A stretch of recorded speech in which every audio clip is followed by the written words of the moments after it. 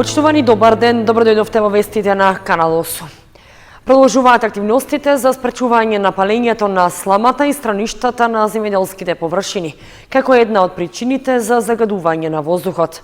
Во тие рамки, во работна посета на Кочани, дојде директорот на Државниот земјоделски инспекторат, при што најави поголема контрола и санкции на терен против прекршителите. Интензивните контроли на терен и активностите за подигање на јавната свест кај земјоделците да не ги палат страништата, сламата и остатоците од жетвата не даваат видливи резултати. Поради тоа, општина Кочани најавува иницијатива за измена во законските одредби за субвенционирање. Иницијативата ја пренесе градоначалникот Николчо Илиев на средбата со директорот на Државниот земјоделски инспекторат Зоран Шапурик при неговата работна посета на локалната самоуправа. При тоа беше нагласено дека предлогот за измена на законските одредби е една од мерките за да се намали загадувањето на животната средина. Сите овие мерки кои сите заедно ги преземаме, во колку не ги дадат очекуваните резултати, тогаш ништо друго не ни преостанува, освен да се погледнеме на нашите соседи, на нашите комшии, како тие се справуваат и го решаваат тој проблем и навистина да ги примениме мерките што тие ги применуваат и тие се јасни, неселективни и тие навистина даваат резултати во нивните земји. Ако овие мерки што ние ги преземе не дадат резултати, тогаш ништо не ни преостанува, освен преку нашите избрани пратеници да поднесеме предлог за донесување на закон каде што ќе се направат измени во делот на субвенционирањето и таму сосема јасно ќе биде кажано или цитирано што и како понатаму со законот и со прекршителите на законот. При обиколката на земјоделските површини и посетата на пречистителната станица, каде веќе се складира оризовата слама, Илиев и Шапурик упатија јавен повик до земјоделците да не ги палат ожњаните површини и да помогнат околу собирањето на сламата. Ние сме во комуникација со градоначалникот и службите наши да се справиме со овој голем проблем палење на страништата. Овдека има агилност на инспекторите, еве и сами гледаме, нонстоп ќе бидат на терен нашите инспекторки, нашите дами и очекувам во оваа сите други комбинации бидејќи им се нуди, не информира градоначалникот и директорот на комуналното предпријатие на земјоделците да се пренесе бесплатно фактички да се транспортира ова слама, да не се пали, јавна свест и се разбира и одредени санкции. И се надеваме, еве, апелирам до сите овде, утре, кога ќе дојдеме, оваа гледка да ја немаме. Се разбира, многу има вакви, но агилноста заедничка, имаме полна поддршка од градоначалникот и ние, сите други институции, противпожарната заштита единиците, но исто така и МВР, полициска станица, верувам дека ќе даде резултати. Но многу е битно да сватат граѓаните дека тоа е и за нив штетно, и за нивните деца, за нивните фамилии, и за загадување и опасност од пожарот. Во рамки на увидот на терен, директорот на земјоделскиот инспекторат Шапурик посети предпријатија кои поседуваат поголеми земјоделски површини и откупно-преработувачки капацитети за ориз. При тоа беше запознат дека тие веќе имаат склучено договор со комуналното предпријатие Водовод да ја предаваат сламата во пречистителната станица за отпадни води, каде истата ќе се преработува во компост. Државниот земјоделски инспекторат презема засилени активности за откривање и казнување на лицата кои палат оган на отворен простор, односно страништа и слама во нивите.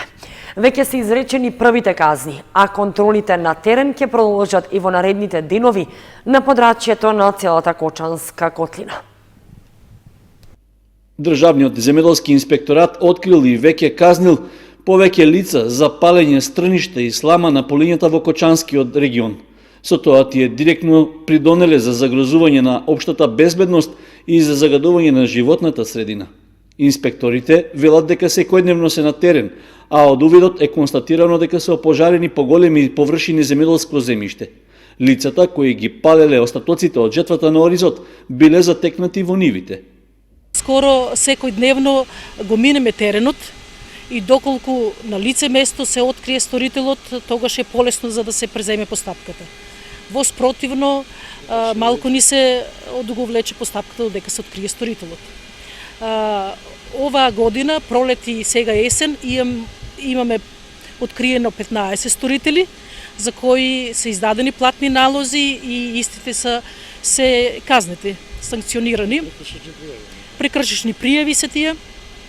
Казните се движат за физички лица од 50 до 100 евра, а за правни лица од 250 до 500 евра, за одговорното лице од 50 до 100 евра исто.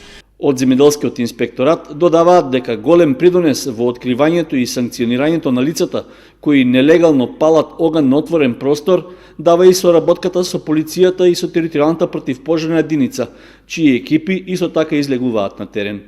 Палењето на страништата и сламата во последните неколку недели е зачестено.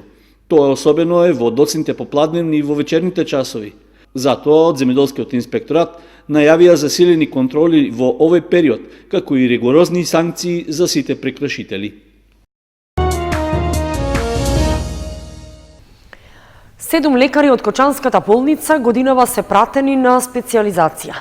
Станува збор за грањките каде што недостасуваа најголем број лекари – хирургија, интерно, гинекологија и ортопедија. Кочанската болница постепено го решава горливиот и долгогодишен проблем со недостиг на специјалисти. Недостигот на лекари во Кочанската општа болница е долгогодишен проблем кој не се решава преку ноќ.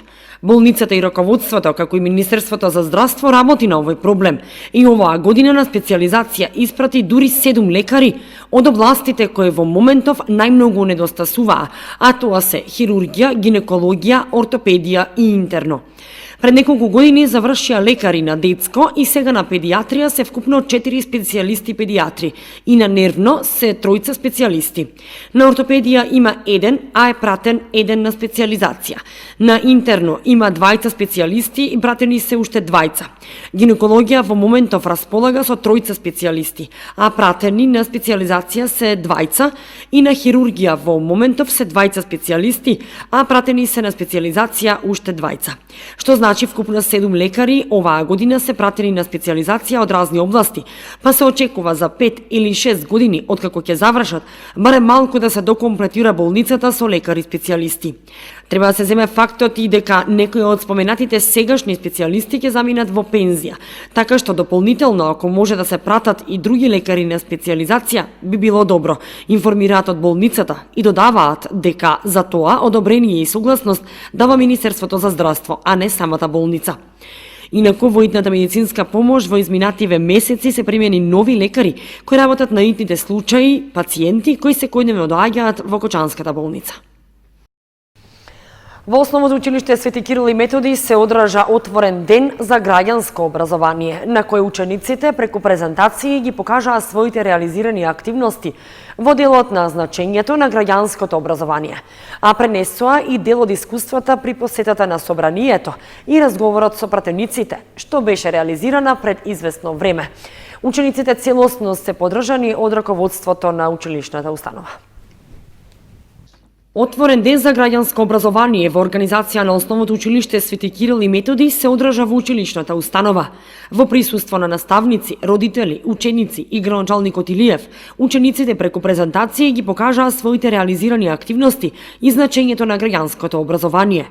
Присутните на настанот ги поздрави директорот на училиштето Даниел Кралев, кој го истакна значењето на граѓанското образование и изјави дека ваквите проекти и активности на учениците се за поздравување и дека училиштето ќе продолжи и во иднина да ги поддржува проектите кои учениците само иницијативно ги предлагаат и голем дел од нив ги реализираат. Граѓанското образование е клучен дел од секоја демократија. Секое општество се стреми кон продуцирање на генерации кои ќе ја разбираат својата улога и одговорност како граѓани. Граѓанското образование е токму една од алатките за постигнување на овие цели. Преку него ќе го помогнеме систематизираното подготвување на младите за нивна активна улога во општеството и граѓанското учество. На овој настан, учениците од Основното училиште Свети Кирил и Методи ќе ги презентираат своите граѓански компетенции стекнати преку собствени иницијативи и останати активности. Ја користам приликава да им порачам на учениците дека целосно го поддржувам нивното демократско учество во училишниот живот и им посакувам уште многу вакви успешни приказни во иднина. Во однос на настанот, а на покана на Собранието на Македонија, ученици од Основното училиште Свети Кирил и Методи пред неколку месеци учествуваа во работилница на тема Детски парламент. Преку тој настан учениците се запознаа со работата и просториите на Собранието, начинот на кој се носат законите во Собранието, а остварија и средба со пратеници. Учениците тогаш упатија и пораки до пратениците, а играа и улоги на млад пратеник на тема, замена на класичните учебници со електронски. На активноста во училиштето беа всушност презентирани искуствата од таа посета на Собранието и од активностите реализирани со пратениците. Инаку на настанот учествуваа вкупно 14 училишта од државата, а од Кочанското училиште учествуваа учениците Љупка Јорданова, Славче Донев, Илина Коцева и Јован Филипов, предводени од Лиляна Арсова, училишен психолог, мастер обучувач, ментор на новата програма за граѓанско образование. Во текот на работилницата преку интеракција се даде можност да се прошират знаењата од наставната програма по граѓанско образование за работата на Собранието и пратениците, како и за стекнување вештини за дебатирање и застапување на сопствените аргументи во улога на млади пратеници. На крајот од активноста во Основното училиште Свети Кирил и Методи, присутните засадија дрвца во дворот на училишната установа.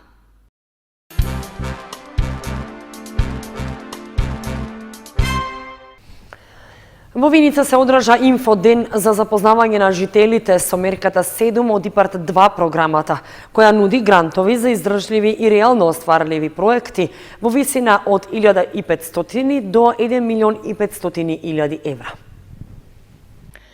Алтернативно земјоделско производство, инвестиции во прехрамбени производи и пијалоци, инвестиции во непрехрамбени производи, инвестиции во рурален туризам, во социјални услуги за руралното население, се дел од проектите кои може да бидат поддржани со средства од ИПАРТ 2 програмата преку мерката 7, за која јавниот повик е во тек и ќе трае до 18 ноември со можност за пролонгирање до 3 декември.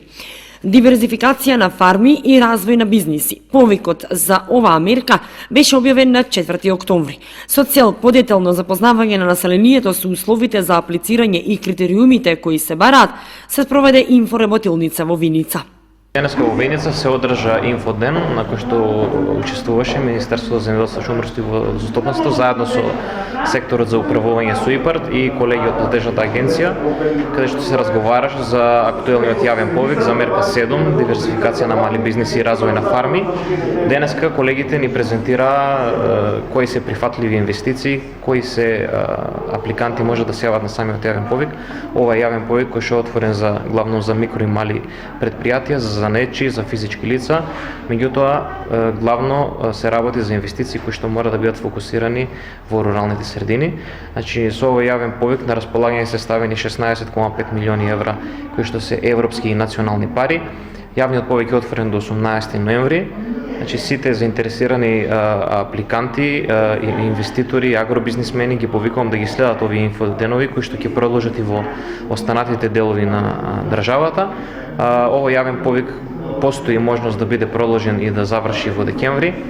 Во наредниот период следуваат и наредни јавни повици кои што ќе бидат објавени, кои што ќе бидат фокусирани на примарното производство и преработката на земјоделските производи, така да целокупните европски пари кои што ни се ставени на располагање ги ставаме во оптек.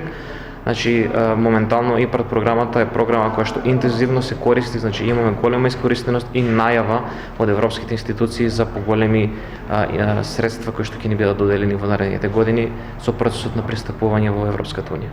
Најголем интерес се пројавува во инвестиции во руралниот туризам, значи како такви инвестиции се јавуваат инвестиции во туристички капацитети кои што нудат и сместување и угостителство. Исто така се бара начин како да се инвестира и во занечиското производство, значи сите оние занечиски активности кои што се пропишени во актуелниот правилник се прифатливи, значи овде зборуваме од козметички салони до автомеханичарски објекти.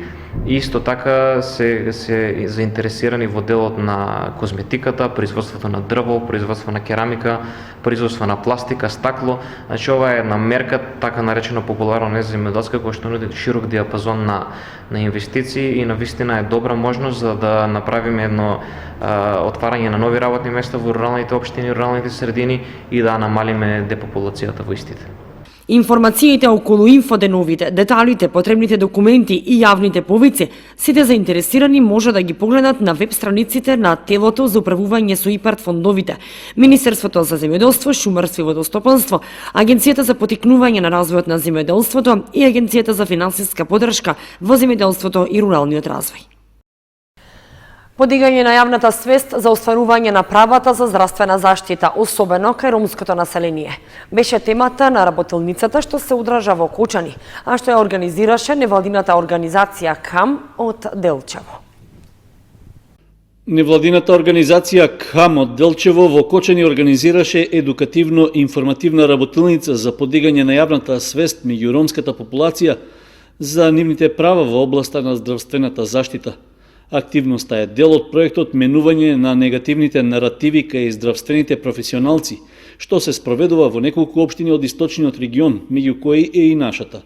Покрај граѓани, на работилницата присуствуваа и лица кои се ангажирани како ромски едукатори и информатори, со цел информациите и податоците добиени со проектот да бидат достапни до што повеќе луѓе. Она што го имаме забележано во последното наше истражување е дека покрај општините Делчево и Виница, каде што го работиме проектот од порано, во Штипи во Кочани имаме драстично непознавање на степенот на дискриминација, пред се скриената дискриминација која што е многу застапена, и луѓето кога ќе ги прашаш дали сте дискриминирани во однос на користење на вашите здравствени права, ќе речат не. Меѓутоа, понатака кога ќе почнеме да разговараме кои се услугите што ги добиваат, ние заклучуваме дека тие не само што не ги познаваат своите општи права како пациенти, туку тие се на многу груп начин многу пати дискриминирани. Не збориме дека сите доктори, сите здравствени професионалци тоа го прават. Верувам дека повеќето од нив се професионалци и својата работа правилно ја обавуваат, меѓутоа дел од техничкиот персонал, дел од здравствениот персонал знаат понекогаш да ги пречекоруваат своите службени одговорности и надлежности и да предизвикаат недоразбирање и револт кај дел од пациентите. Мораме да кажеме дека и незадоволството не е само кај ромското население, туку незадоволството и кај македонското население од здравствениот персонал. Нашите информации кажуваат дека тие најверојатно не се задоволни од своите примања и општата состојба во државата, меѓутоа ние можеме да констатираме дека без разлика на тоа тие се должни врз основа на нивната заклетва, Хипократова заклетва, прва помош и здравствена заштита да му пружуваат на било кој граѓанин без разлика на неговата етничка, национална, верска или која било друга припадност. На работилницата беше речено дека целта на проектот што се спроведува во општините во регионот е преку позитивен пристап да се влијае на промена на однесувањето и наративот кај вработените во здравството кон пациентите. Тоа особено се однесува за граѓаните од ромска етничка припадност, кои не секогаш доволно се информирани или пак не ги знаат своите законски права, поради што се соочуваат со дискриминација. Како негативен пример во однос на работењето на здравствените работници е и реакцијата од работодавачи во Кочани, кои до редакцијата на Канал 8 доставија писмен доказ дека се издаваат медицински белешки како оправдување за отсуство од работа на работници.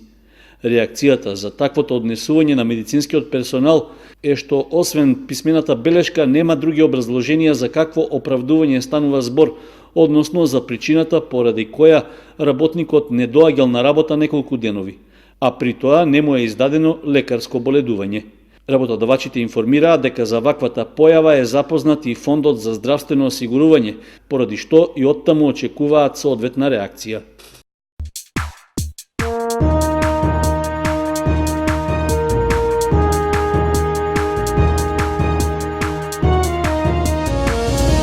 Следува информацијата од спортот. Џудо Федерацијата на Македонија постигна договор за соработка со Џудо Федерацијата на Србија. Со тоа отвораат можности за учество на нашите џудисти на турнири и првенство во соседната држава. Председателот на Џудо Федерацијата на Македонија Владимир Трапановски оствари дводневна работна посета на Нови Сад, Војводина, по покана од Џудо Федерацијата на Србија и Војводина. Председателот на нашата џудо федерација беше придружуван од членот на извршниот одбор Сашо Јанакиевски.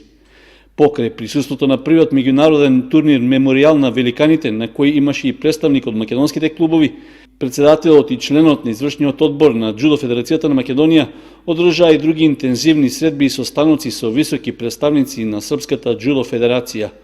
Работните средби се во насока на заемна идна соработка на двете федерации со цел подобрување на работата на Македонската џудо федерација во делот на усогласување на правилниците за работа на стручните комисии. Исто така, најавено е и договорено подпишување на меморандум за соработка помеѓу двете федерации, што ќе овозможи реализација на сите активности со една цел – унапредување на џудо спортот во Македонија на повисоко и поквалитетно ниво. Корист од соработката на двете џудо федерации ќе имаат и клубовите, меѓу кои и Кочанскиот гладиатор. Тоа ќе значи можност за учество на турнири и друг вид надпреварувања, како и размена на искуства меѓу нашиот и партнерски клубови од Србија.